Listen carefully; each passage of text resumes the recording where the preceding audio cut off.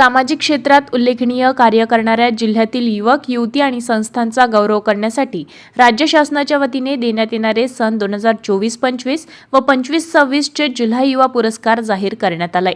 ही पुरस्कार 1 मे 2026 रोजी महाराष्ट्र दिनानिमित्त पोलीस मुख्यालय अमरावती येथील प्रांगणात आयोजित सोहळ्यात प्रदान करण्यात येणार आहे। राज्याचे शालेय शिक्षण मंत्री दादाजी भुसे यांच्या शुभ हस्ते आणि वरिष्ठ सनदी अधिकारी व लोकप्रतिनिधींच्या उपस्थितीत हा वितरण सोहळा पार पडला असल्याचे जिल्हा क्रीडा अधिकारी यांनी कळविले आहे।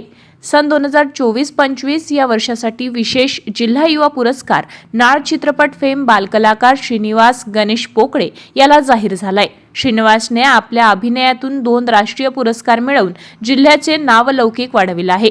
याच वर्षासाठी युवक गटातून अमोर पुरुषोत्तम वानखडे राहणार तिवसा, युवती गटातून जान्हवी राऊत राहणार नया वाठोडा तसेच जिल्हा गटातून संताजी बहुउद्देशीय शिक्षण संस्था गुरुकुंज आश्रम यांची निवड करण्यात आली आहे। या सर्वांनी राष्ट्रसंत तुकडोजी महाराजांच्या विचारांचा प्रचार, व्यसनमुक्ती, रक्तदान आणि आदिवासी विकास क्षेत्रात मोलाचे कार्य केले आहे।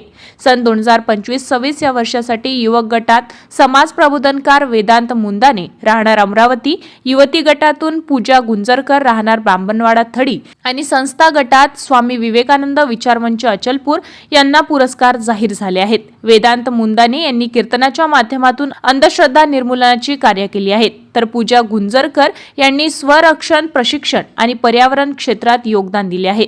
अचलपूरच्या स्वामी विवेकानंद विचार मंचाने आरोग्य सेवा आणि स्पर्धा परीक्षा मार्गदर्शन केले आहे। युवक व युवती पुरस्काराचे स्वरूप स्मृतिचिन्ह, प्रमाणपत्र व 10,000 रुपये रोख, तर संस्था पुरस्काराचे स्वरूप स्मृतिचिन्ह, प्रमाणपत्र व 50,000 रुपये रोख असे आहेत।